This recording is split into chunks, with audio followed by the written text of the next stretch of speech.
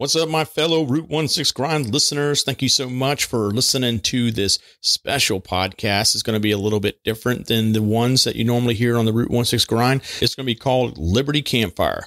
And it's essentially us sitting around, having a conversation, talking about the things, the problems in this country, having these hard conversations that we really need to have. Now, I know many of the listeners, now probably a good chunk of you, one of the reasons why you listen to the Route 16 Grind is kind of tone out a lot of that noise and stuff. But I think it's important that we all start become a little bit more involved into the direction of this company. The ownership's on us as a people. It just is.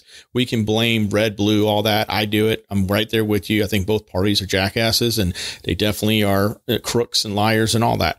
But they're in power because we put them there. We have put them in there. We have to be better than that. And we have to start having these politicians truly earn our vote. And we have to look at the rule book, the Constitution. There it is. It's all laid out, what the powers of government are, what the responsibilities are. And this craziness that thinking that we need more government in our lives just blows me away, because that is not land of the free. So I brought on Shane Hazel. We both just kind of like, all right, hey, let's just get on and do a recording. And then we're putting on each our podcast. And Shane was the first person I thought of. And when I was thinking about doing this segment, it's one of the things that way months back when the presidential election was coming up and stuff. And I brought on Joe Jurgensen. I brought on Spike Cohen, both of them Libertarian candidates, Joe being the president and the presidential candidate for the Libertarian Party, and Spike Cohen being the vice presidential candidate. Very good. Spike's interview, I mean, you guys need to go back to that one. That was just a great conversation with him. And, this right here, this conversation I had with Shane, it's very informal, and it's very much a conversation, and we have fun with it.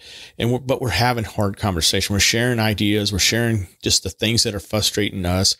And I'm willing to have you on here. Yeah, I'm talking to you. Every one of you is a listener, and you're like, man, hey, just honestly, hit me up. Let's talk about it. When we exchange ideas and we communicate, we stop with all just the Facebook bullshit and all these other things, the tit for tat. And it's crazy. We need to talk about it. We need to talk about it as people, not through machines and all these other things. We need to have these conversations. When I shouldn't say machines, I should say through social media. You know what I mean? Regardless, you know where I'm coming from, or at least I hope you do.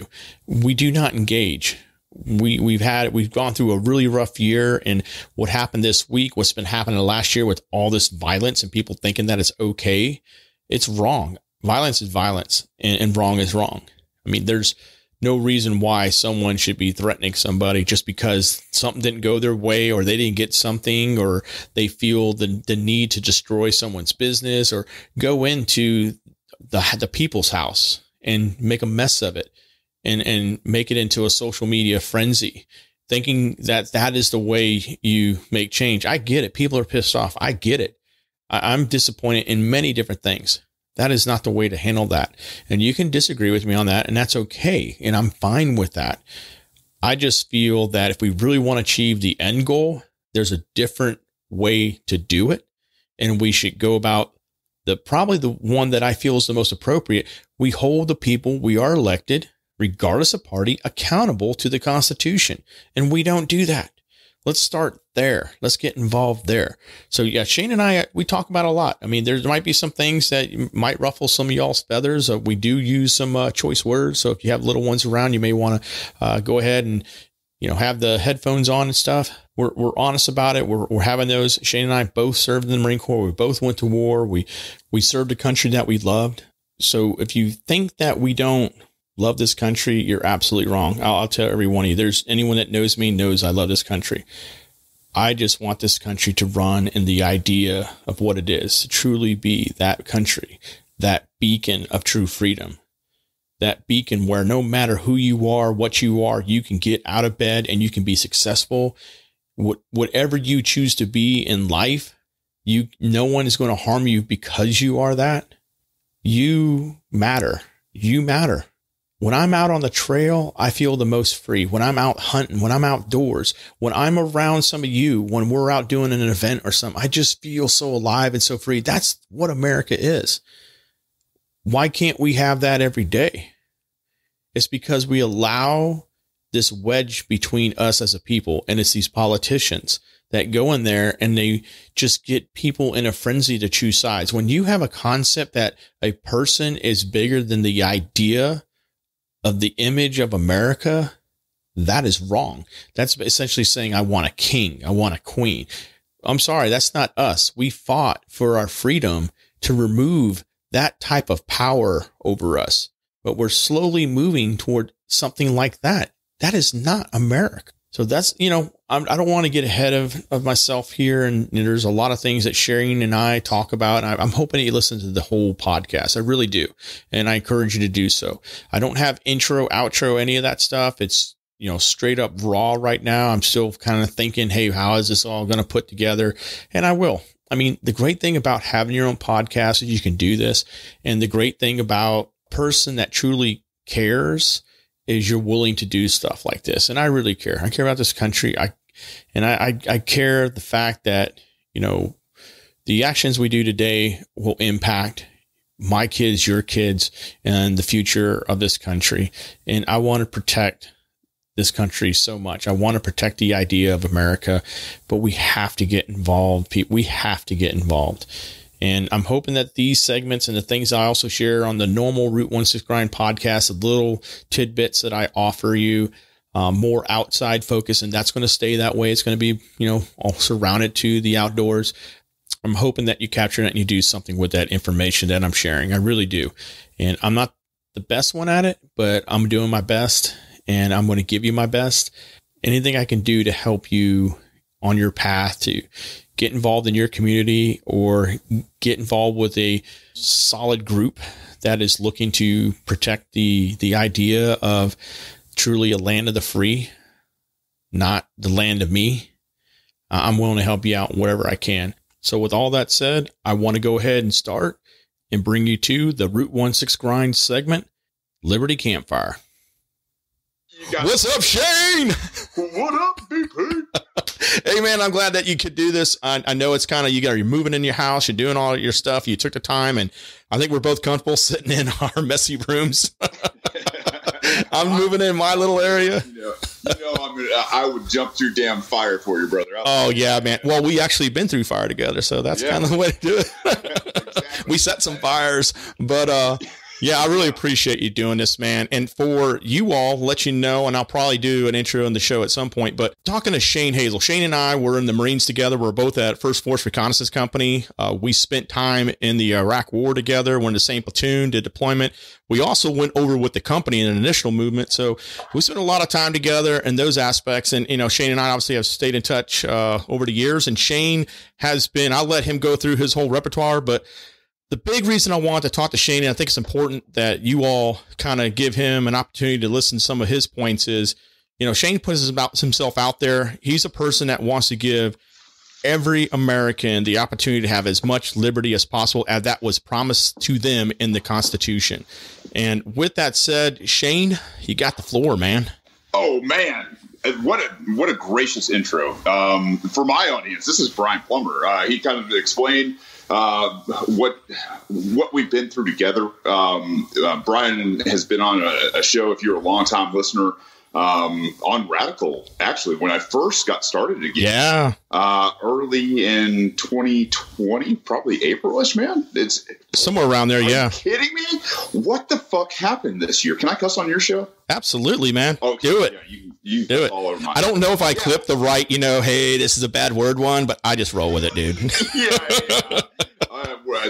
For my guys, I know they know we're going to be very adult in our conversation here. But also, if this is the most outrageous thing we're talking about, if that's, I always tell people that, look, man, the murderers and the thieves that are out there running this, god awful government, if you're offended by my cussing and not by that kind of stuff, you need to go and get a reality check. But yeah, man, I guess we just wrapped up the Georgia Senate race down here. People hate my guts. It's amazing. I wasn't even on the ticket this time around. And, it was a runoff between David Perdue and John Ossoff. And, I ran, at at the call of the LP, I joined the LP back in late 2018. And they asked me to come in and be part of their convention. And I was like, yeah, I'll come in. Somebody nominated me for Senate and got the nomination. And obviously, November 3rd came around. We took or stole, as everybody else will tell you, right? You stole the Democrat votes. You stole the Republican votes. And I was just like, dude, these are libertarians. Libertarians don't vote for you dipshits anymore. And I don't want to be, totally offensive to maybe some of the people out there that are, either neocons or progressives or conservatives or whatever, you find yourself as. Like, you're all welcome here, but we're going to speak the truth. And so, we earn every damn vote we get. Ended up getting 115,000 votes without spending. So awesome, dude. Dime, man. And so, it really, and it was 2 times that, Jo Jorgensen, who was a Libertarian nominee for president, we did at least 2 times what she got, I think. And, it kind of sent ripples through not only, I think, the Liberty circles, but definitely down here in the South. And gosh, we're still seeing what's the after effects of what happened. And so, I invited David Perdue, the Republican, and John Ossoff, the Democrat, onto my show to sit down for an hour and try to earn 115,000 votes. Give them a policy, give them something to energize them, to say, hey, you know what, I'll go cast a vote for you. And I had, Rand Paul came in and tested the waters and, had a great conversation with him. But at the end of the day, Rand Paul had to sit here and say, yeah, man, there's no difference between the Republicans and the Democrats anymore, but we're slightly better. I remember listening to that episode, man, and it was a little bit disappointing on that end. Oh, it did, right? Like, as soon as somebody, you can be polite and you can still kind of grill a guy and be like, there's no difference. And he's like, well, we're slightly better. But the whole time, Rand only got to talk about himself. He didn't talk about David Perdue's record. And so, what I tell people all the time is, hey, look, David Perdue, if you're a red-blooded American, right, part of the MAGA crowd and all, whatever it is, and you consider yourself a patriot, and you don't know the constitutional voting score of your representatives, whether they're in the U.S. House or the U.S. Senate, and you vote, you're doing everybody in this country a disservice, because that voting record should be an A, right? Like, if you go to work and you don't perform, 10% of the time, most of the time you're going to get fired, right? Like, if you're a B person in this world these days, you're getting fired, man. And these guys, David Perdue had a 20% constitutional voting record. And you try to tell Republicans this, and they're like, no way. And they just don't want to be, found out as gullible, right? Just listening to the rhetoric and listening to the talking points. And I was like, yeah, man, do you understand his 2020 and his overall scores are less than Alexandria Ocasio-Cortez? Yeah. And it's crazy. You point this out to people, and they can't believe it, or they do believe it, and they go, man, I had no idea. And so, we went out and we kept, we invited them on, and they didn't show up. I talked to David for an hour on the phone one day.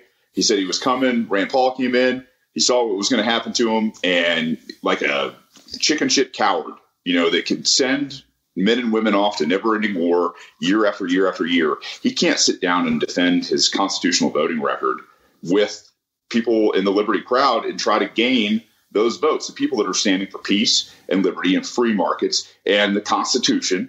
You can't spend an hour trying to make something happen with these people. And he only needed, in the overall runoff, or the overall general, he only needed like 17,000 votes, man. Yep. It's nuts.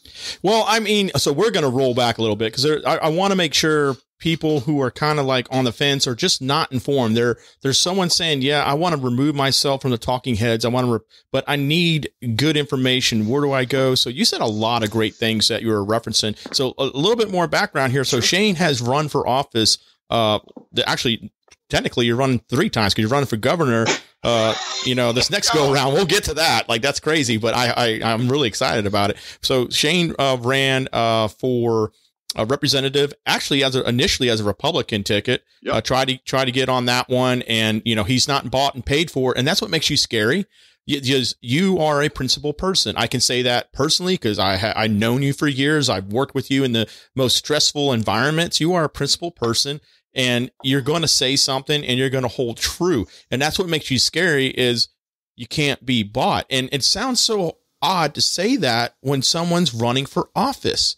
Like, right. We accept as citizens that our politicians are going to be corrupted, but we're just going to try and find maybe the least corrupt one. And the fact that Rand Paul kind of like alluded to that, well, we're just not as corrupt as that. That's how I kind of looked at it. And I'm like, you're still corrupt. Corruption's corruption.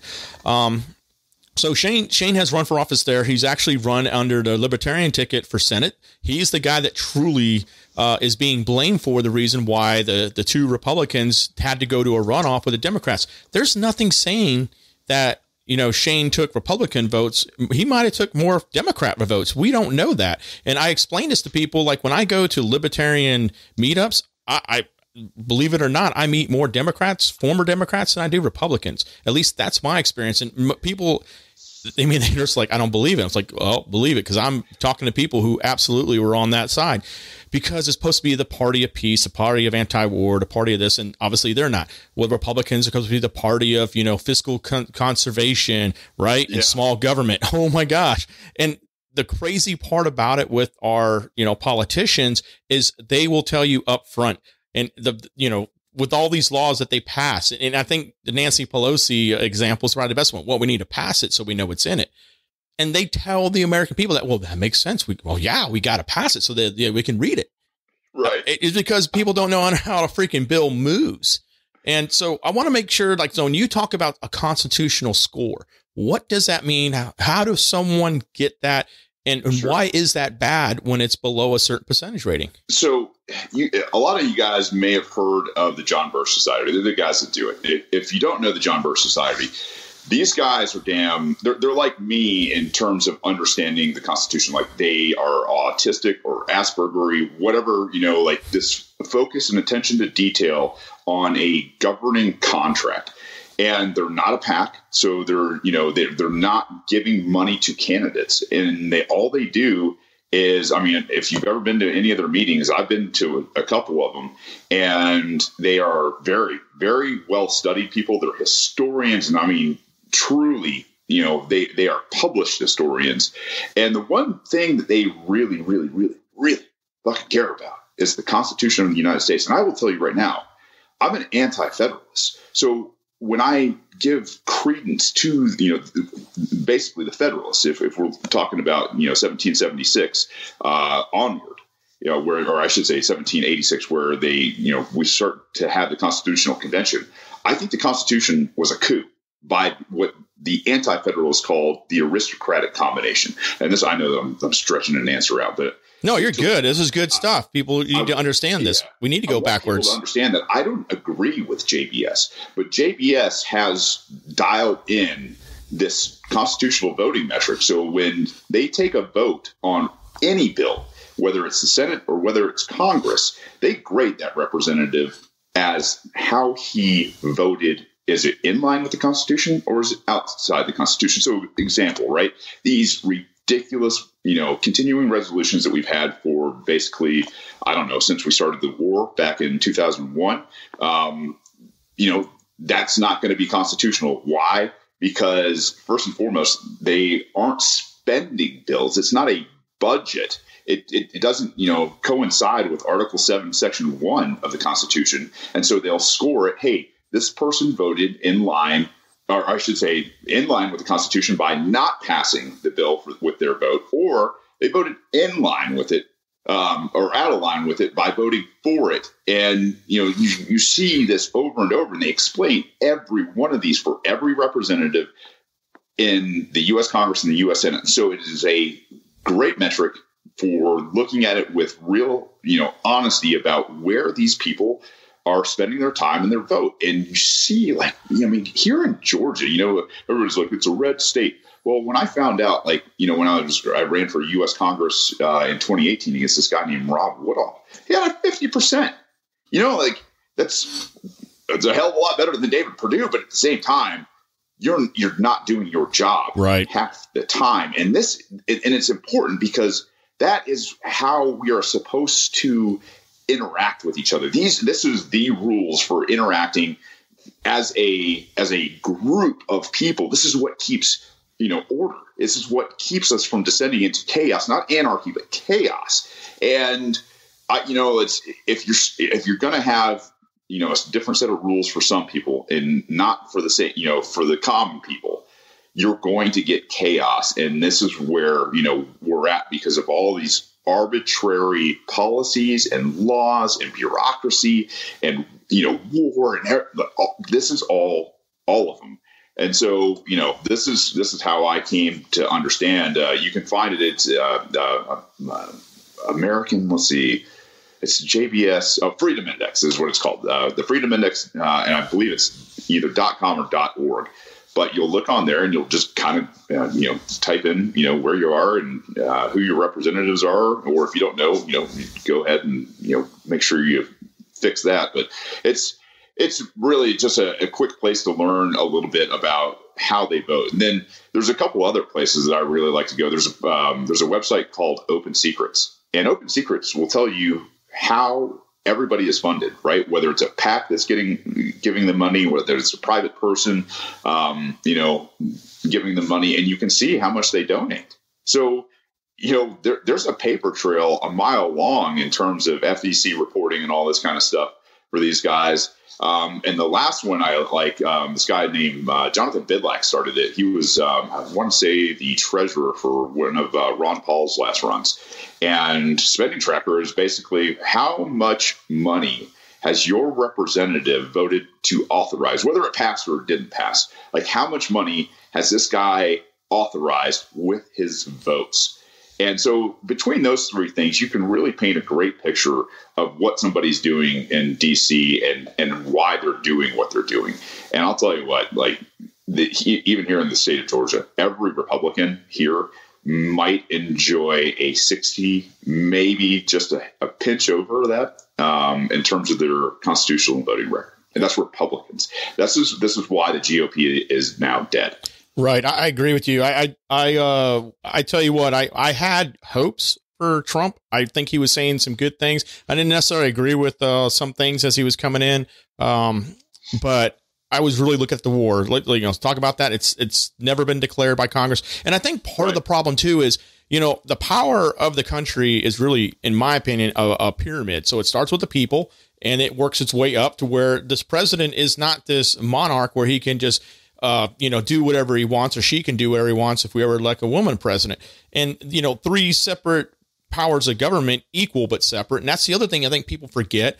And then when you look at it, we have given up the power because we elect these idiots, and they're people who aren't even qualified to run half their lives. And that's, so like, oh yeah, hey, they have a great chant. They just are really, handsome or really good looking. They got all these, friends and fans. They have all these followers on social media. They gotta be great. And they get in office and they just get bought and paid for. And then like Congress, the whole cowardice of the whole war thing, where they just, we're just going to shift that over to, the president. And, it's not really a war, but they've been funding it.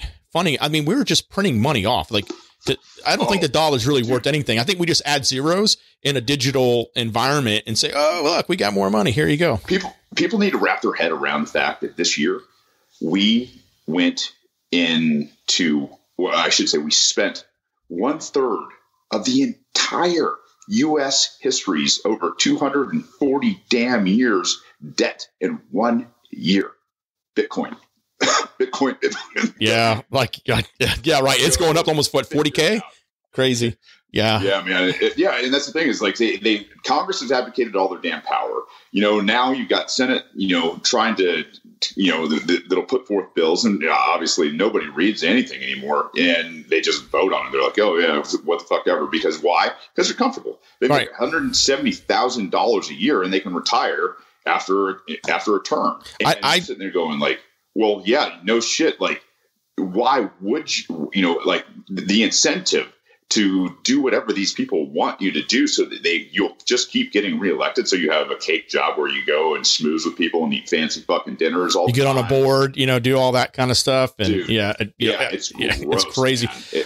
And you mentioned bills, man. And that's something my last podcast I brought out because I'm going to slowly but surely bring more kind of liberty stuff in. I kind of been doing that. And on my website, you can go to congressional bill. There will be 2 bills on there that's about outside kind of stuff because obviously my podcast is a lot about outdoor stuff. But I walked through the whole process of the bill and, where you could go, like congress.gov and GovTrack are the 2 ones that I mentioned.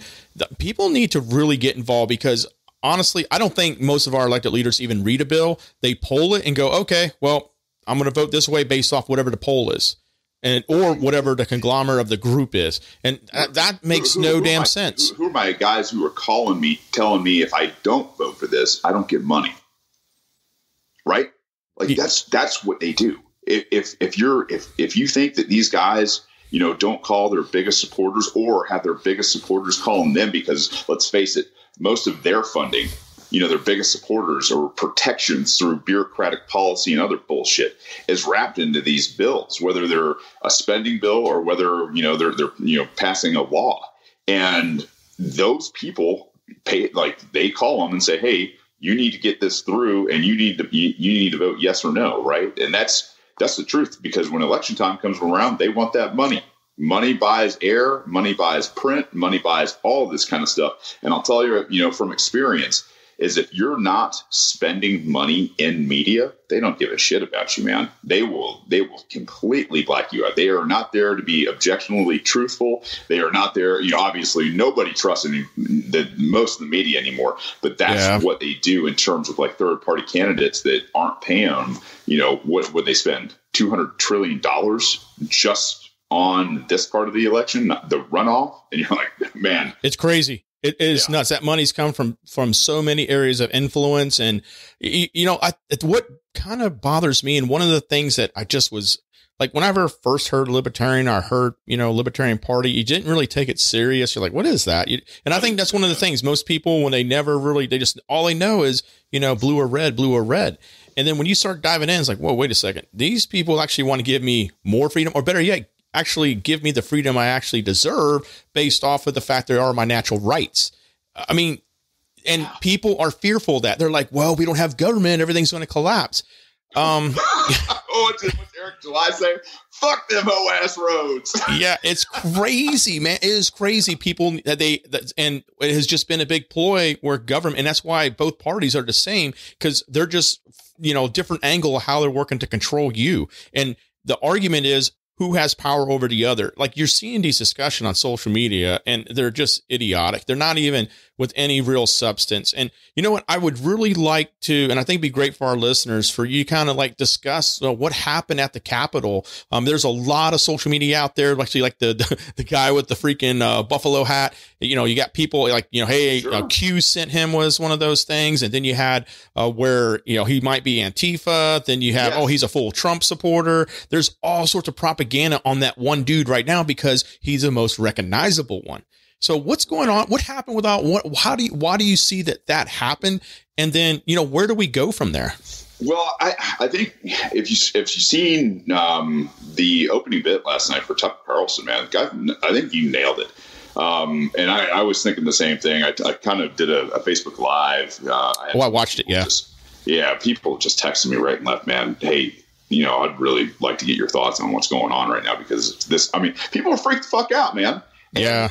It's shameful, man. I mean, it's sad that happened. And, someone said today on social media, and a really good dude, and I'm not trying to, but he said, I'm just so embarrassed being American right now. I said, I'm not embarrassed being American. No. I'm embarrassed about Americans doing these things that are embarrassing. Yes. And I'll tell you, man, this is, I want people to see this, everybody thinks that, history is through a single lens, and most of the time it's the victors, right? But let's understand this year, I've seen what I consider a psyop on America.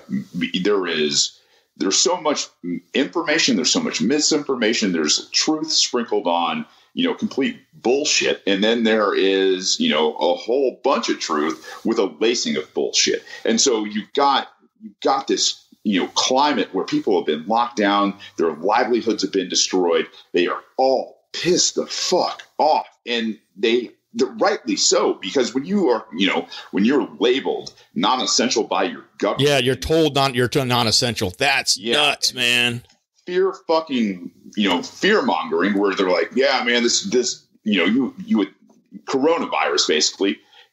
You would think people were falling over dead, like at, 40, 50%. And that wasn't the case, right? We found out that, if you're old and you're kind of on your fucking way out anyway, like people do, they die, if they get a pneumonia, whether they get a cold, whether they get a flu, whatever, like old people who are sick die every year. And yes, I know some, people are talking about statistics being a little higher, but I think what you're seeing is after decades and decades and decades of a government using force and coercion against peaceful people, whether it's drugs or guns or whatever, like these are all rights. They're not liberties. They are rights. And a right is something that is that predates any government ever existing. Was man walking around smoking plants before government existed? Hell yeah, they were. Yeah. Were they sharpening spears? Yeah. Were they putting together, plows and stuff like that and working the land and hunting and gathering before governments existed? You're damn right they were. And so if it existed before them, then they have the right to do it. And somewhere, whether they know that or not, in the back of their brain, they feel this kind of stuff. And so people who, use cannabis aren't criminals. They're not murdering. They're not raping. They're not killing. And if they are a criminal. But that the smoking of, or ingesting or whatever with cannabis doesn't make you a criminal, for God's sakes. No more than owning a fully automatic machine gun makes you a criminal, right? You have the rights to defend your life, liberty, and property. And that's not in this country. That is every human on this planet has that right. So when they are abused by the system, where the system claims to be a victim, which it can't because it's a legal fiction, you start to see these people get agitated. We had this summer, and trust me, I'm not defending BLM more than I'm, going to defend the MAGA nation that went into the nation's capital, right? But I understand. I understand that a lot of people in urban communities are pissed off with law enforcement. They have had their lives destroyed, people destroyed by the government. And, being the most incarcerated people in the world with, a fraction. Land of the free. That's crazy, man. Right. So those people are super pissed off. Lots of them die. Lots of them get beat the fuck up by police and they get caged. And they're sick of it. And I get it. On the other hand, you've got every, and I'll tell you right now, understand what election laws you have in your state. Most people don't pay any attention to election laws. Like here in Georgia, we have the most draconian damn election laws. And I don't say that, as hyperbole. It's literally the hardest thing to do is get on the ballot if you're not a Democrat or a Republican in the state of Georgia. And even if you do, by chance, get on the damn ballot. There is a runoff system down here that guarantees that you're not going to be even considered for that seat. So you have Republicans who see, and I should say, let's say Trumpers, because the GOP is not the Trumpers, and it's not the MAGA nation. It's not even close. So you've got these people who see their dude, who is, who they view as an outsider, get in, and he is just beat to death 24/7, 365 for 4 years. Yep. And then all of a sudden on election night, some weird shit happens, man. And I'm not going to sit here and say Trump won or Trump lost. I have no idea. But I'll tell you right now, our elections in terms of the machines and how they count and how they access, people who are monitoring, those people are super pissed. So they feel like they're getting shut out on social media, which they are. And nobody hears them. So what's their final straw, right? Like it's this election. We're done. right? Like they have no confidence in the system. They have no confidence in the police. They have no confidence in the bureaucrats. They have no confidence in the voting. It is literally a banana republic now. And when you have this much frustration and you have this much departure from the Constitution and our rights and this intrusion and violence begets violence, or as Ron Paul called it, blowback. And yeah. So what you're seeing is blowback. People are done. And rightly, I think rightly and righteously, you can be super pissed and say, look, you guys got to change it. And I'll tell you, the tyrants don't listen. And that's the thing is they don't listen. They double down and they double down and they double down. And this is what I want to get across to everybody, because I hadn't really thought of it until last night. I was doing a little, thought experiment. And these are acts of war. When they violate the rights of the people, those are acts of war on a scale of over 300 million here in the United States alone. And so when you see acts of war over and over and over again perpetrated on your countrymen, understand that maybe you're okay right now and you're still, you guys are putting ends together, but there are some people who aren't. There are some people who have lost their jobs or their entire livelihood that they spent decades and decades and decades putting together, sacrificing, working their ass off, getting up before dawn and going to bed after their family's asleep. Like that kind of dedication to grinding out a little bit of freedom on this rock flying through space. And they just fucked them. And maybe they invaded their house, or maybe they kicked in their door and killed their brother or their sister or their girlfriend over a plant. Maybe it wasn't even their house and they got the wrong house. That's the thing, is these are acts of war, and those people, they're desperate. They are holding on to reality by a thread, man, and they don't know any other way to express themselves than violence now, because nothing else has worked. And that's where I get to, is like, damn it, man. Like, I want to sit here and tell everybody no. But listen, I haven't been aggressed upon as hard as a lot of other people have, because I don't let it happen. Right. But some people, they let it happen. They let it happen. They let it happen. And where are they? Man, we're sitting at this precipice of, I don't know, man. I feel like we just do this over and over in history, because this just keeps fucking happening. And you're just like, well, I guess those of you that want to go and kill each other are going to go kill each other. And I hate to be that guy, but like, man, I see it now. And it's just like, man, I don't know. Well, I pray for peace. I'm glad you said that, because I want to make clear to people listening, because I know you. Like, I want to be very clear here. Shane's not trying. He's given dialogue, and he's not trying to incite violence. Like, that's one of the things people, when they listen to, just like, if we just took a clip, they're like, oh man, this guy's just trying to incite violence. Not absolutely. You're trying to do opposite, but you're also understanding. And what I love about talking with you, Shane, is we can have hard discussions. Like you brought up, like, the problem is people, there's this like thinking like, oh, if I support the troops, well, how about we support troops by bringing them home, because these wars are freaking stupid. We've been at war for 20 years, and, both of us are veterans. We fought in wars, we deployed, all that. And when you actually look at this and go, what is going on? And I've, after I got out, I served as a contractor in different environments, supporting DOD, and you're looking at it. Okay, it doesn't seem like anybody's really trying hard to actually end this. And I don't mean that out of a disrespectful way, but it just seems more of a business money machine than it is a, hey, here is what success looks like. Let's achieve this. Because I guarantee you give these people, these generals and these troops, hey, this is what success is. Boom. A clear, no kidding, like 1-2 sentence. This is success. This is what it looks like. Go. They will achieve it. No doubt in my mind. We have the best military hands down in the world. They will achieve it. The problem is we do not give them that clear, fine line. So if we don't give them that, they shouldn't be over there, because when we lose somebody, I mean, it breaks my heart. I don't even have to know them. It breaks my heart, because I don't know how you write that letter, because they're not dying. As lovely once we want to say is that, hey, they're protecting the country. Are they? Well, I mean, look how free we are.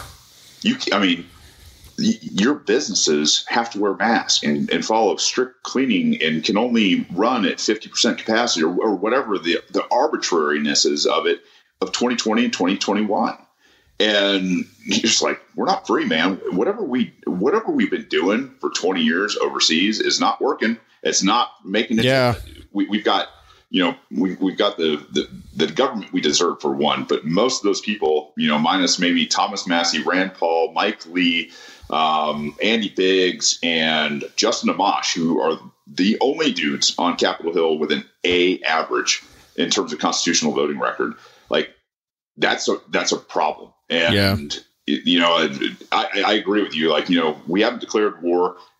What we're doing overseas is absurd. If you guys haven't heard Scott Horton, man, I'll tell you what, he's a savant when it comes to understanding, the history of the Middle East and what's transpired there, and why, obviously, we as a government corporate cabal of international interest at this point, right? Like, that's what it is. Right. They say it's American interest. Well, it's not even American interest anymore. It's international interest. And that's why when they pass these bailouts and you get, a fraction of a 900, what was it 2 trillion this time? It was something stupid, man. I'll be honest with you. I don't even look at the number anymore. I just know it's like crazy because it's mostly going to the people that the banks and money.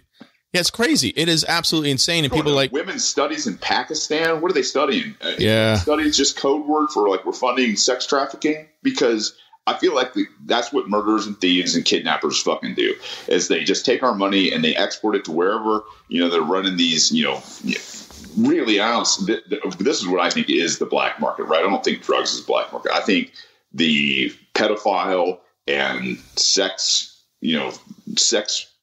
kidnapping trade, I think that's black market shit, right? The human trade market is black market. And I think, these guys are probably as deep in it as they can be, given, guys like A.G. Barr have been around since the 70s, running around with George Herbert Walker Bush. And I know I'm long-winded on some of this kind of stuff. It's just like there's so much history here in terms of what's transpired. And it's like, man, we got to focus here. And if I always, put this out there too. It's like, hey, if you're thinking about joining the military, man, we need you to fight here.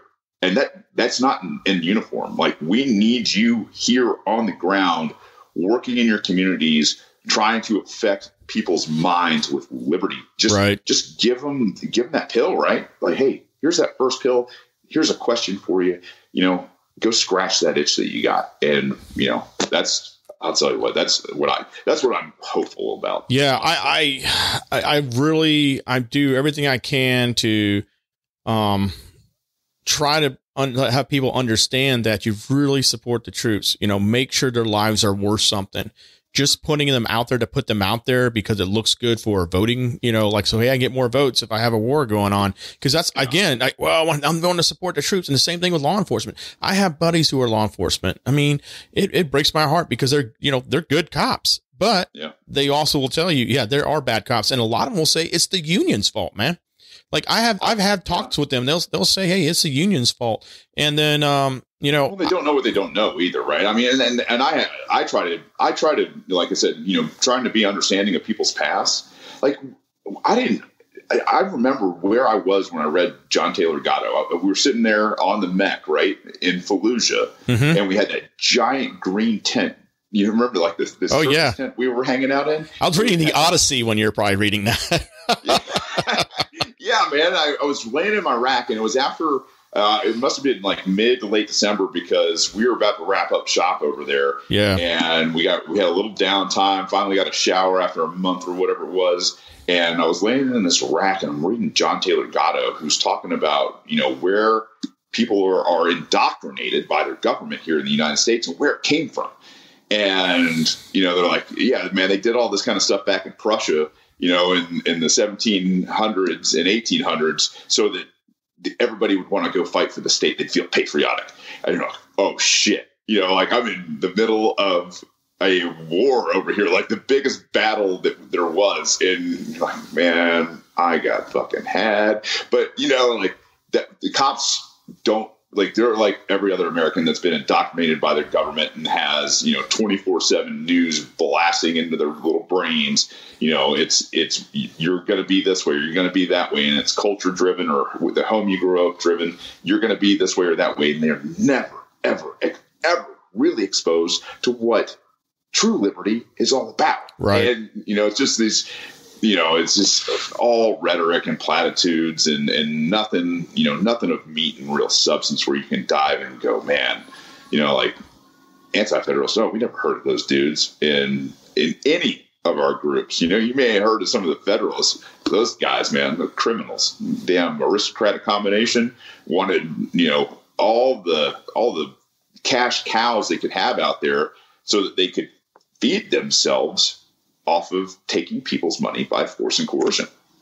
Yeah, man. I mean, I always learn something more when I talk to you too. And I'm hoping everyone is really capturing and writing some of the stuff down that Shane's throwing out there, because you should be looking this stuff up. This is stuff you need to dive in. And I loved a little bit earlier you mentioned about getting community involvement. And I agree. We need people here to get involved. And one of the things that I did, because I just got tired of being the angry guy on the couch and going, I can't believe this is happening. Right. And, right. So you're like, I got to do something. So, and I got to also look at reality. Like, hey, what does my time management look like? I mean, I do all this stuff. I do my brand stuff. I actually have a job. And, obviously I have kids and wife and, got to balance it all. And I know you respect that. You're like, you're the same thing. You're a producer. And I started for 10 years, I actually been trying to start a community emergency response team here in my village. 10 years, dude. And it's because they're like, hey, we'd love to do it, but we need someone to take ownership of it, which is understandable. And I was running all over the world at that time. And finally I got to a point in my life I didn't have to do that. And so I was like, you know what? Screw it. I'll do it. My degree's in it. I got all the courses for it. Good. And then I took ownership of it. What I love about it is it's starting the dialogue where you're taking something that we have in common and we want to do good for the community. Everyone there. I really believe that every one of us voted the same? Absolutely not. I can tell you that just by talking to some of the people. But I know at our core, we want to have a very good community and want to look out for each other. And it starts there. Then you start sharing your ideas and exchanging those things. And you have the hard conversations. You're going to disagree. But hey, how about just respect each other after that disagreement instead of, the FUs and I'm going to unfriend you or worse, where violence starts. And that's where we're at. And the thing about it is we're fighting over the whole Braveheart, scraps off the table, you really are. You're not even fighting for the thing that matters. You're fighting for a candidate who is really oppressing you. I don't care which candidate you voted for. If you voted red or blue, they're an oppressor. That's my honest opinion. You can disagree with me all you want. And you're voting for which oppressor do you approve of? That's it. Or you're less fearful of. Yeah. I mean, that's really it. And then from there, you just accept it because they're on your side. And that's, I mean, the reality that people, people who are highly educated, years of school can sit there and say, hey, we just need to vote blue no matter who. Yeah. Like that is a no kidding thing. And I was like, okay, that's dumb. That's really dumb. You're giving power to people as long as they have a blue sign. I'll tell you right now. And I'll tell you I don't care if you're a Democrat. I don't care if you're a Republican. I don't care if you're a Libertarian. If somebody doesn't earn your fucking vote, right? Don't vote. I'm not going to tell you what. If somebody doesn't earn my vote, I don't vote for them. You don't get a pass because you're not them, right? Like when I stopped voting out of fear, and I think it was 2008, and I left the poll going, holy shit, that was great. But right before I left, I had that moment of hesitation. I'm telling you, I remember, plain as day, am I not doing my duty in the back of my head? Am I not doing my duty? Am I taking this for granted that I have a choice? And then I said, you don't have a choice. Right. You don't have a choice, Shane. They have put two people in front of you that you don't agree with. Is there another write-in? Sure there was. Ron Paul. And I wrote in Ron Paul. And I was just like, look, when I walked out of there, man, I felt lifted. I felt like I didn't have this weight on my shoulders anymore. I just did something that I never thought I would have done in a million years because the system told me I had to do it. Right. Over and over. It's your patriotic duty. A lot of people fought and died for your right to vote. Well, you know what, man? I wish I had somebody who was actually representing me. Right. And I mean, that weight, man, left, right, if you're voting straight ticket, it's an admission. And this is what I should have started with. It's an admission that you, first and foremost, don't know every candidate. You don't. You definitely don't know what their voting record is or what their policies are. And you believe rhetoric. You watch too much or listen to too much mass media, mainstream bullshit propaganda. And you're just regurgitating, got to vote red, got to vote straight ticket, got to vote blue, got to vote Democrat. No. It's the most important election of our time. Oh, every time, right? Every time. And it's just like, yeah, man, you could be right. It's the most important election of our time, but it's, that's every election. So nice cliche. I look at it this way. Your vote is like, back in the day we had those, handshake deals and they were a bond and your word meant something. Yeah. I still, like my son, and I really preach that, hey, your word means something. And I look at it that way. Your vote is your tell of who you are and what direction you want to go. And to me, it's almost where, you kind of, I'm not saying this in a religious way, but it's like a belief, like, hey, this is the person I feel confident that's going to represent me for the things I want to achieve. So if the things you want to achieve is have more power and oppress others, then that might be your person. But if you're a person that's looking at, hey, I want someone that actually is going to, not intervene, have, less government, try to have less control of my life, because there really shouldn't be a lot of control in my life. I shouldn't have to. One trick that I do with my son, because I want to get a good grasp of taxes, my youngest son, is whenever he has snacks like goldfish or whatever, dude, I walk by and say, what's up, government? Boom. I'll take a handful, dude, and just walk away. And I said, it's messed up, isn't it? I know. They do that in my paycheck, every paycheck, dude. They didn't earn that. I did. Here's the one of two outcomes. Either he gets used to it or he hates the government, right? Yeah, you know what? He said that one time. Say, hey, man, don't be telling everybody I hate the government. What I'm trying to say is I want the government to be what it should be. And there's a rule book. I want them to follow the rule book. And that's all, and that goes back to the far as with law enforcement and military, absolutely not anti-military or anti-law enforcement. We want the accountability to happen, the same accountability we want with our politicians. Military lives matter. And I'm not saying that for a slogan. I'm saying that because these people go out. These are moms, dads, kids, sons, daughters. We want their lives to mean something. That's not just, hey, we're going to send 2,000 troops in this one area and it's just a statistic. Looking at this stuff, and you and I have experienced that, dude. It's just a map on a board and like, oh, okay, well, all right, well, we got that up there. And then you're in, I'm not saying that we did this, but then it turns into an agitation to where you're hoping something happens. And, we should be hoping that, all right, we're not here to, cause problems and unleash violence. But when we do unleash violence, it is absolutely violent. So no one else wants to do it again. Like, oh man, screw that. That's the whole point. Department of Defense, right? I mean, that's really it. So yeah, absolutely. Yeah, man. I mean, because same thing going back to law enforcement. I mean, I hurt for my friends that are cops, man, because I don't want them to, sit in their squad car and be shot at or out with their families and be, victimized because they're just trying, they're out there to try and do the best job that they can. And they're trying to do the good cop, but the system is really pushing them not to be good cops. And that's just the truth of it. If they don't ever learn, what the basics are, right? Like, hey man, you're here to protect rights first and foremost. That's it. Like, you're here to stop the people who are murdering and thieving and raping and kidnapping and coercing and defrauding and vandalizing and thieving and robbing people. Like, that's your job. That's why in the beginning, when we had peace officers, cops knew what they were doing was real damn dangerous, right? Like, you're going after, cowards who prey upon people. But if they're desperate enough, they'll use violence, right? Because they're used to force and coercion. And then something happened. something changed, man. And it was, we're law enforcement now. We're just going to do whatever the legislator tells us we have to do. That became a real problem because they didn't respect rights anymore. And they started looking at the peaceful people as cash revenue. Now, it was a much easier job.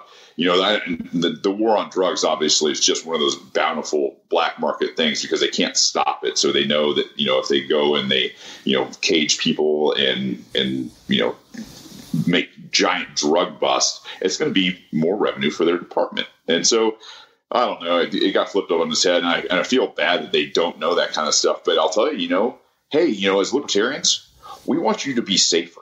We want you not to have to go after drugs and, prostitution. We don't want you guys to have to go after, people with guns, right? Like ATF and FBI and the rest of you guys. Look, rights are rights, man. And bump stocks and fully automatic and suppressors and short barrel rifles, you name it, man. Like any really, SOP mod type of weaponry, that's part of our right to own it without asking permission or paying taxes or, duties or whatever it is, stamps, or it's like, you guys gotta back the fuck off, man. Like you can't be in your community's private lives the way you are unless they're breaking the mortal sin of force and coercion against other people. It's crazy. So what do you say to the individual who's kind of like on the fence and going, wait a second, you start letting people just take drugs how they want and have the weapons that they want and then sell their body how they want. I mean, you're going to have all these crimes. It's going to go up. We're going to have a bunch of crazy people. Violence is going to go up. What do you say to that? I don't believe it. And I think it's fear mongering so that they can control those markets. Those are markets, right? You own you. Rothbard is a great read in terms of the philosophy on property and human expenditure of energy and life. And when you toil and put your life into something, first and foremost, you own you, and whatever you find and change in nature with your time and with your work and effort is yours. You have a claim to these things. So if you want to choose to, get some cannabis and use it, man, as long as you don't do those things that I talk about, the murder, rape, assault, kidnapping, theft, vandalism, those things, if you don't do those things, I don't give a shit what. So there it is right there. There's still accountability. And I think that's the piece that's missing. And this is one of the things I always had with being in the military and being in the Marines is people were freaking out because this group was going to be allowed in or this was going to be in. It's like, the UCMJ isn't changing. There's still accountability. You still have to be a military person. So whatever the case may be, they change the hair rig or they do something dramatic where people just freak out. I'm like, wait a second, there's still accountability. I mean, it's just crazy how people and this goes back, and I was one of them, I was in when we didn't have name tags. And then when we had to go to name tags, it was almost pure anarchy across the Marine Corps. Like name tags, we freaked out, dude. It was, if there was social media back then, it would have been livid, dude. Like it would have been awesome to bring it back up. Good thing there wasn't, because I would have been one of those jackasses going, this is bullshit. Well, what year was that? Oh my God. I don't even remember, dude. Like, dude, it was a while. Early 90s? Yeah, it had to been because I came in 89. So it was definitely, I believe it was right after my first 4 years. It was somewhere in, year 5 through 8, probably. And yeah, it was a freak out. Absolute freak out, dude. I'd never heard that before. Oh my goodness. It cracks me up. When you get to old Marines, dude, like, go hit them up. Hey man. So, and also the guys with the white t-shirt, it was the same freak. Well, we're losing white t. Like, why would you want a white t-shirt? You're supposed to be camouflaged, dude. Oh man, it's crazy, man. But I mean, I think that really says it. But I love the fact that you bring it out. Well, you still are accountable to society. And same thing with jobs. Like people are like, oh man, we're gonna have truck drivers going off the road, but they're still accountable, because if they're not accountable, they're not going to have. If they're not accountable, obviously those things are going to happen. But an employer is going to expect people, just like they do with alcohol. You're going to have to be sober when you're doing these things, and you can't be doing. And if it affects your job performance, then you're not going to have a job here. Same thing with businesses. When you look at businesses, you're going to look at what appeals to you, what doesn't, what you're going to be able to accept and do that. Like the whole mask thing is a good example, like people freaking out with the mask. And I'm like this, you know what? If you don't want to wear a mask, don't go there. You have that choice, Well, I go there to get all my food. Well, you can go someplace else and get a food. I mean, there are places that I know there's gas stations out here. I want to throw them out there, but they're like, I don't care. You wear a mask or not. I want to shout out to Wilkes Meat Market here in North Georgia in Ball Ground. I walked in there to buy some dinner for Christmas, and none of the staff had on masks. And I was so happy, Brian. I can't even begin to tell you. The smiling faces, the greetings. Man, I miss seeing people's smiles, man. I miss people being like, you know how we are. We can't hear shit, right? Because of all the damn, loud noises. But like when you see people's face and they're nice and they're courteous and they can talk to you while you're doing whatever you're doing, right? Like, and they treat you like, you're their main effort, and that's the thing is like, that's when you get treated like that and you see people's faces, like I was blown away, man. Like, this is awesome. I can't stand the fact that, especially here in Georgia, the bureaucratic nightmare that mom and pop and small business has been inundated with by these guys. I mean, it's got to stop. And then that's the thing is like here, like they're threatening people in terms of what they're doing with their business, right? By the Georgia Department of Health. And you're like, this cannot stand. And so I appreciate the businesses out there that are saying, no, you know what? This is our businesses or our livelihood. You can go get a damn warrant. Show me the law. Right. Don't tell me about the executive order. Show me the law where this is happening. So, yeah, man, that's right. I mean, the thing is, if you're a business and you believe your mask work and all that kind of stuff, and that's what you demand on your private property or business, fine. Like, that's cool. Like this, with all this stuff, you do like, it's just because you have the right to do something doesn't mean in the private sector, you're going to get to do it anyway. Right. You can't just, your employer's not going to be cool with you doing heroin. Right. Absolutely. Or meth or anything. Like, they're going to like, nah, man, like, you're still going to be that dude that is not employed anymore if you show up and go against the wishes of your employer. Like, that's just the way it is. Yeah, I think you kind of hit on a note as well with the whole, like you're getting the full effect of the human side when people aren't masked up. And you're not the only person that said that. One of the people, one of my colleagues mentioned just the same thing. He's like, I've always told people like, hey, I'm smiling under my mask. And he's a person that expressed like, and it's sad. You're missing that human equation. And on top of it, it's just, let's just be honest here. Like whoever's listening, whatever state you're in, country, wherever, it's a game we're playing because when I go to a restaurant, we walk in, we go put our mask on, and as soon as we get to the table, and we're spending 98% of our time at our table, our mask is off.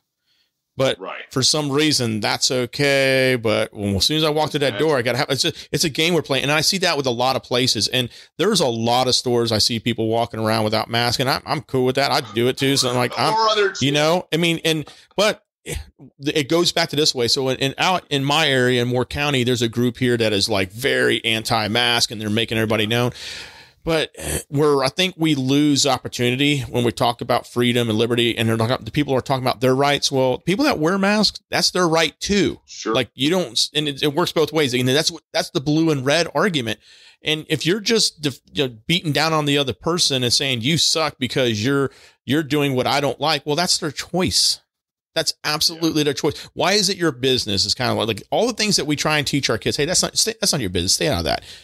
I remember hearing that so many times. Like, why was I concerned about what that person was doing or why were they wearing those things or whatever? Why is that your business?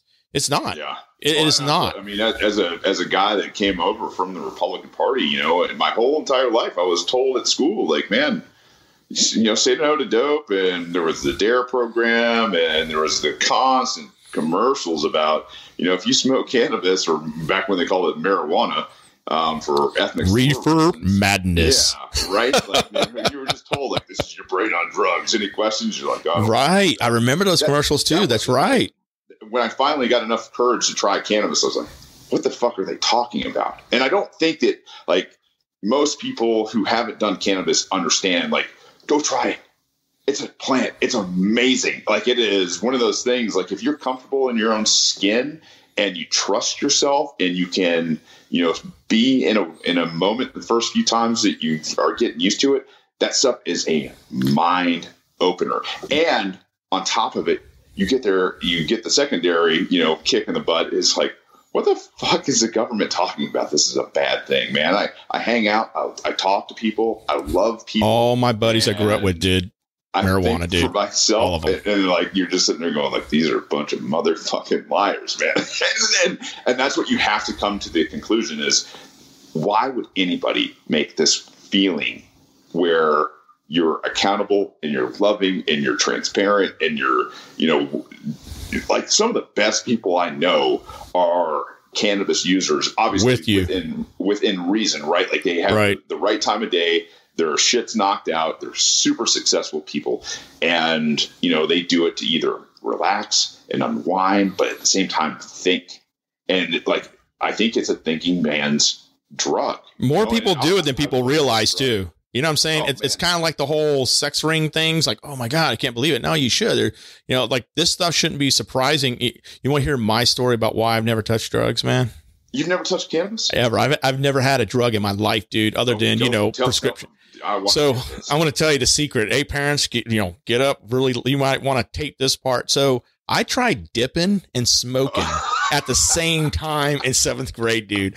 We're at like a dance, and I was like, yeah, I'll try that. I was all like, yeah, what's up, dude? I'll try it. Oh, I've never been so sick in my life.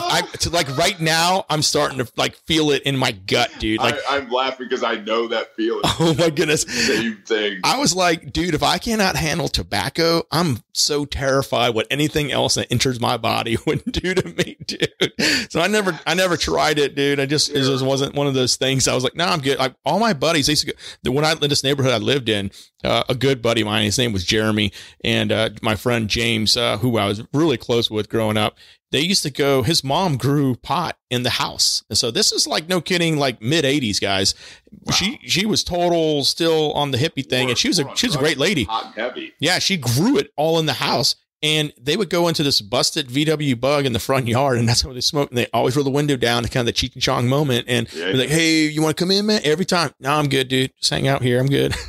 Yeah, I mean, I'll tell you right now, I found that, I mean, like, as a guy that, you know, was very straight-laced about this kind of stuff, I had my mind changed immediately when I tried it. Immediately. And I definitely sympathize with the chaw and the dip story, man. I mean, I wanted to throw up within 5 minutes. Yeah. And my buddy Matt, and I won't say his last name, because we were like, I think we were 12 years old, and you were hanging out at the baseball diamond out in center field. In the actual football announcement, where, you know, obviously they're not keeping score out there, nobody's there, so we went up there and put in a dip, and I was just like, this is bullshit, man. Like, I can't do this kind of stuff. I tried to be I'm so dizzy. I think I was 15 when I tried, you know, drinking a hot Milwaukee's Best that we snagged. Yes. So somebody's old man, and I was like, this fucking sucks too, right? But, like, I was like 21 years old or something when I first tried cannabis. I was like, right. Oh, what is this? This is different. And I laughed my ass off with a bunch of great people that I'm still friends with to this day. We had some, you know, Doritos or something, probably killed an entire bag by myself that night. And the music felt great. Like, you could feel it. And then I went to bed. I got the best night's sleep I ever had. And so, like, you know, like, I only did it a handful of times for the Marine Corps. And then And, I got out, and I think it was like 2015. I went out to Colorado where shit's, like, hey, man, I'm your bud tender. What do you want? I'm like, I don't know, man. Tell me. Like, he gave me some, stuff that wasn't, what we used to call Mexican ditchweed, right? With the sticks and the seeds and popping and all that kind of stuff in it. And it was really nice stuff. I think they called it Asian blonde or something. And I sat around with another guy that I love to death, like we're best, I didn't know him a couple of years before that. And now it's like, he's my brother, and we laughed and we had a great conversation. And I'll tell you right now, man, like over the years, it gave me back my empathy. It was one of those things where I was so calloused from thinking, about life in terms of, kind of military mission mindset, right? Like mission was everything to us. And if you didn't accomplish your mission, you were shitbirds, and you were a disgrace to your unit. Like you really were, not just your unit, like the Marine Corps. Why? Because the Marines got great propaganda because they really inject the entire history in you. And they're like, don't fail, because you fail all these dudes and all these ladies that were Marines. Yeah. You die failing. Yeah. Okay. You carry it with you for the rest of your life now. The propaganda is good. It's amazing. And the thing is like in the back of my head, I'm going to accomplish kind of stuff. But I'm telling you right now, man, like it gave me back my empathy to the point I was like, maybe I need to chill the fuck out. Maybe I need to look at my kids as like little kids. Remember what it was like to be 6 and 7? And dad would come home and, he's tired, and he, doesn't want to hear a whole lot of loud noises. He wants to see a clean house and all that kind of stuff. And, like you got to just look at it, act like you're the 6-year-old or 7-year-old. And that's what I had to do. It's just like, instead of going over there and giving them the business, you just go over there and give them a hug and a kiss. That's what it did for me. And I'm telling you, like, I see it as, great medicine, especially for people, that have done, what we've done, or, whatever you're, maybe you got some post-traumatic stress of some sort. It doesn't have to be from combat. Like, it's just life, man. And right. I don't know. After 2020, I'm pretty sure, there's a lot of people that dealing with some mental issues. Really benefit from, from all getting together. Right. Having a nice long talk and a conversation instead of feeling like we all hate each other and all that kind of stuff. We have so much. That's what gets me. When you actually get down to the meat of what people are upset about and what they want in their own life, we have so much in common. We have so much in common, but we're allowing ourselves to fight over, again, those scraps, and we're fighting over a team instead of what we're trying to solve. And we're not focused on, and that's a distraction. We're more focused on, we want this team to win. It has to be that team, but we're not focused on, hey, let's solve this problem. And to me, that's where like the last show, I was like, I want to start injecting where people, and that's a big reason I wanted to talk to you this week. And I want people to start finding out ways where they can get involved. I understand, just holding on to that job right now is everything. And this last Thanksgiving, that was one of the things, like, things I was grateful for. Hey, I'm glad I wasn't one of those people that was affected with the whole job thing. I'm very fortunate, and I'm grateful for that. But so there's people out there that, man, they're worried about that stuff. But the accountability for your elected officials, understanding how to connect with them, contact them, and hold them accountable. Like, write those. There's never been an easier time to communicate to someone than right now. You take 10 minutes, write 2 sentences. I'm one of those guys. I have no problem sitting down. I have already some letter templates. No kidding. Where I'm like, okay, I'm upset about this today that this congressman's doing. Change this, change that. Here's my comments. Boom. I send it out, and it does matter. And now you take one letter, it's not going to carry a lot of weight. But if you start seeing a bunch of people sending that in, because the problem is we're arguing about stuff when it's too late. We're arguing about things after someone's already been elected. We're arguing about things after laws have already been passed. Where's all that argument way early when that bill didn't just hit the floor and then miraculously on, the next day was law? I mean, it had to go through a process. And, for most bills, I'm not talking about the omnibuses that they rush through and all that kind of stuff. I'm talking about like the regular bill where there's no thing, and then how things are amended and attached to it and whatnot. And then engaging with that representative and doing that, and then understanding where does it really fall in line with the Constitution? And I think one of the arguments I always have with people, and when I say argument, it's not like we're fist to cup, it's like a debate, is people understanding that, three separate powers of government equal but separate. They don't have to accept the others. And that's what's great about it. They were, they were thought and at least argued by the Federalists that they would check and balance each other. And the anti-federalists saw through the bullshit, but nobody gets taught the anti-federalists, right? It's like, yeah, that would be great, and that's the thing is like, that's why I think this is going to be a different run, right? As I'm seeking the nomination for governor here in 2022, and it's going to be a different kind of run because before I've been running for legislatures, and you're only part of a body. As the executive, you're setting the pace, you're setting the tone, you're setting the direction, man. Enforcement, right? Yep. And that's where you can actually really shine as a leader. If there is one thing that the Marine Corps does, and it does well, it does make people leaders, good or bad, right? Like, yes, agree. You make decisions under pressure, and you are fine with owning the responsibility. And I say this for most people, not all, but a lot. And so, if you can be that person as an executive who is saying, "No, executive branch, you report to me now, and this is what we're going to be doing. We are going to leave people alone, and if you don't, I'm going to send the full force of the executive after you."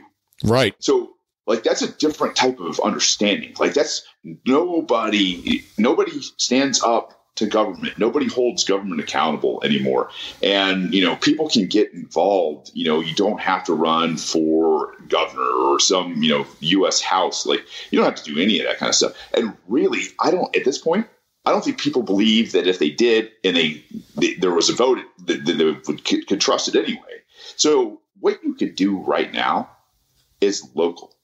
Repair absolutely relationships and try to find common ground so that people know you're not the monster that you're made out to be on TV by whatever other side there is. It's just, hey, man, I know these guys, and yeah, man, he may be a little more like this, but let me tell you something. Like, they're good people, through and through. And I'll tell you, man, this is one of the coolest stories that I had for the whole thing.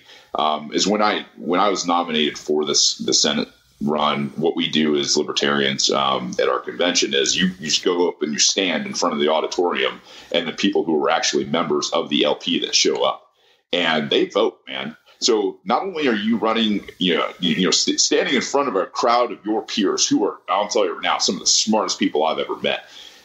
They're voting to say, not you. And oh, by the way, on this platform, there's also a non-existent being called NODA, none of the above. Wow. You don't get that on Democrats and Republicans. So libertarians, honestly, if they have a bad enough candidate, they can go, nah, fuck that guy.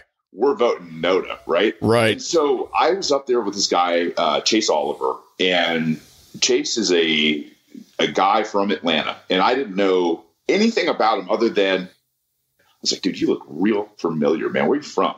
And it turns out we went to the same high school, only Chase grew up as a progressive and he chose the progressive route because his parents were, really, really conservative, but he's also a gay man here in Atlanta. Right. Right. And I was like, you went to Brookwood? And he's like, yeah. I was like, what year did you graduate? He graduated a couple years after I did and everything. And he goes, yeah, we probably wouldn't have sat at the same lunch table though. And I was like, why is that? And he goes, well, I was a progressive, and I'm guessing because you were a jock that you weren't. And I was like, yeah, no, man, I was a neocon. I was like, look at, there was a bunch of admin bullshit going on. We had a lot of time to just sit there and talk and be, very anxious about what was going to happen anyway. But we found this common ground. And I was sitting there going like, hey, man, this is a liberty moment, right? Like, this is one of those things where I could go, I'm sitting here with a former progressive as a former neocon, and we've agreed on some real core, key, consistent principles that are super basic,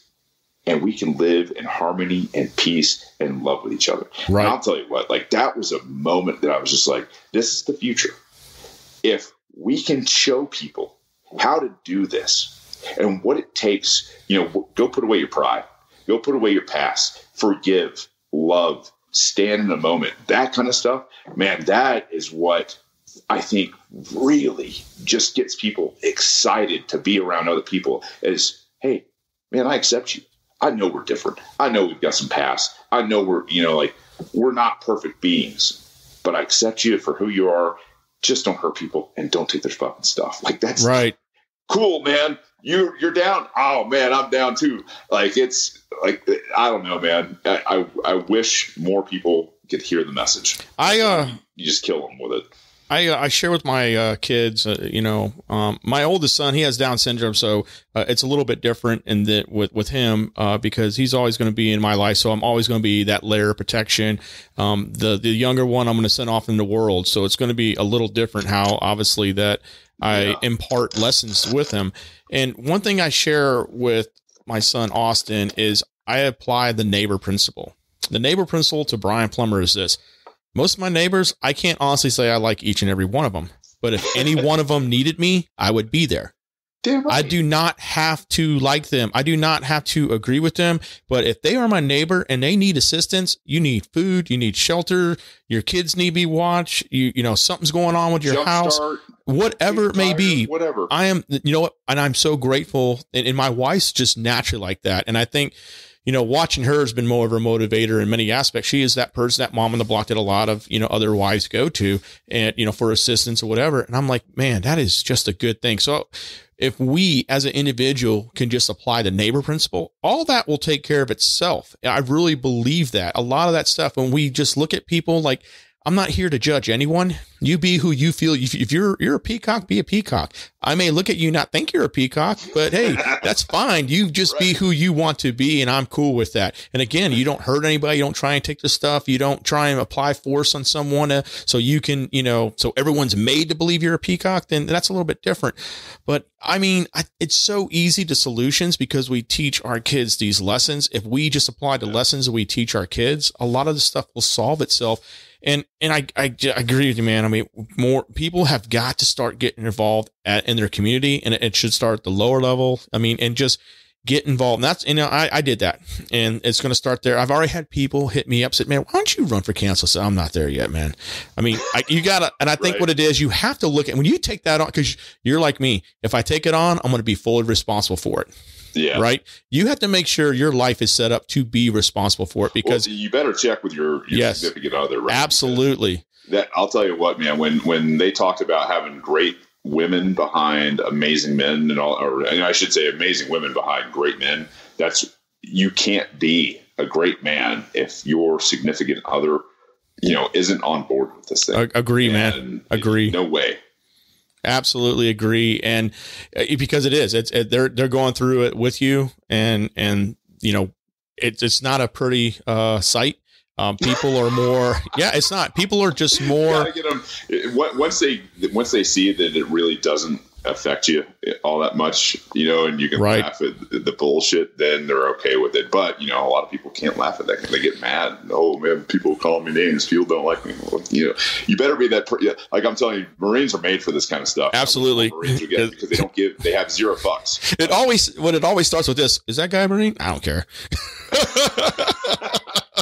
They ain't a Marine. I don't give a rat's ass. Marine checks you might think about it like, well, let me think about it for a second. It's so funny. Yeah. I mean, that's the thing is like, it's like, no, I really don't give a shit. And like, oh, you called me what, man? Better people have called me far worse. Far fucking worse. Like, I don't, okay, sure. You don't like better people that loved you. And probably the people that love me the most. Yes. Because they took the damn time to tell me how jacked up I was. Right, dude. It's great. Well, man, we've been going for about an hour, 15 minutes. I know you got to get back into, getting your house in order as far as, getting your move in and stuff. And I really do appreciate the time, dude. And I think we should try and do this a little bit more. I would love to do this like every couple of months with you, man. Just catch up with you. And because I think you have so much, you are truly a scholar at, when we talk about liberty and freedom, you can tell people exactly what that is, how it aligns with our founding fathers. There's so many things that we miss out on, and we got to stop the chance. We have to dig into the knowledge. There's never been a time where we haven't had more access to knowledge. You know, it just blows my mind how we can be so stupid. And I always tell the like because I still work with the military, and I tell people that we now have the lowest level of troops having access to the most senior leaders' briefs, so they are informed, and we still jack it up. Crazy. That makes no sense. But I really do appreciate your time. And hey, Brian, let me tell you, man, that, like, I love you, man. And anytime you want to talk, you be like, hey, you just got to throw it at me and go, hey, this week on this day, let's make it happen. I'm like, yeah, of course, you're Brian Plum. Fuck yeah.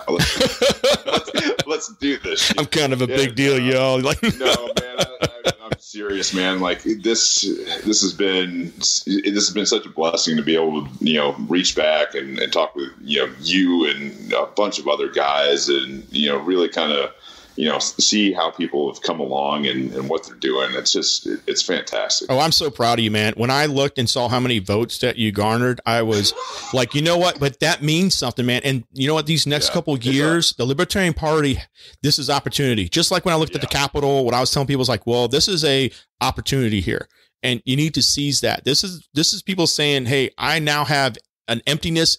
I'm ready to put something in there.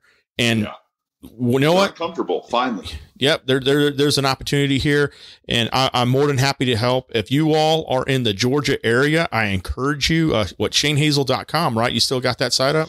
Yeah, man, we're going to be working on that with everything going on. And I've even had somebody contact me the other day that's like, hey, man, your website sucks. I was like, yes, because I do it. I tell everything else I'm doing. So, and he's like, yeah, man, my wife, she'll help you out with it. And I was like, oh, right, you're hired. Yeah, man. And to do this kind of stuff, I was like, cool. So yeah, let's. You can find out some things there, but Radical is the show. You can listen to Radical on every major podcatcher out there. So it's radicalpod.com. There's links to it, and Twitter and Facebook and all that fun stuff. And I'll make sure to have that stuff in the show notes, and I will make sure to put that stuff that people can go to and learn more about constitutional scoring, where they can get information about the representatives. That's just great information, Shane. I appreciate your time. Thank your family for allowing me to sit down with you for this long. But I don't want to get you in trouble. So, hey, thanks, brother. I love you too, man. I'm proud of you. Brother. Well, hey, yeah, I appreciate everything, and we'll talk real soon. Word. Peace.